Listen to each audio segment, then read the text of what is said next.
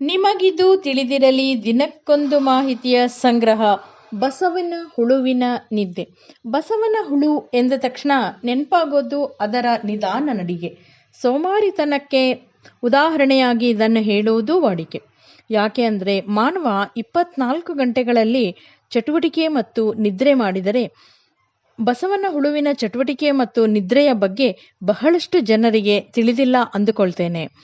ಟೊರೆಂಟೊ ವಿಶ್ವವಿದ್ಯಾಲಯದಲ್ಲಿ ನಡೆಸಿದ ಬಸವನ ಹುಳುವಿನ ನಿದ್ದೆಯ ಬಗ್ಗೆ ಸಂಶೋಧನೆಯ ಪ್ರಕಾರ, ಅಂದರೆ ಬಿಸಿಲು, ಬರಗಾಲದ ಸಮಯದಲ್ಲಿ ತೇವಾಂಶ ಉಳಿಸಿಕೊಳ್ಳಲು ತನ್ನ ಚಿಪ್ಪಿನೊಳಗೆ ಅಡಗಿ ಹಲವು ದಿನಗಳು, ಕೆಲವು ಸಂದರ್ಭಗಳಲ್ಲಿ ವಾರಗಳವರೆಗೆ, ಇನ್ನೂ ಹೆಚ್ಚೆಂದರೆ 3 ವರ್ಷದವರೆಗೆ ನಿದ್ರಿಸುತ್ತವೆ.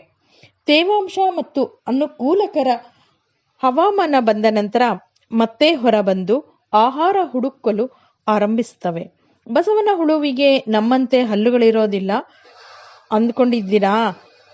ಅದಕ್ಕೆ ಸುಮಾರು 14,000 ಹಲ್ಲುಗಳಿವೆ.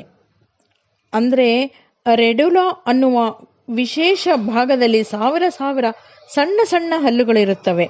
ಇದು ಆಹಾರ ಕಚ್ಚೋದಿಲ್ಲ, ಬದಲಿಗೆ ನಿಧಾನವಾಗಿ ಸವರಿ ತಿನ್ನುತ್ತದೆ.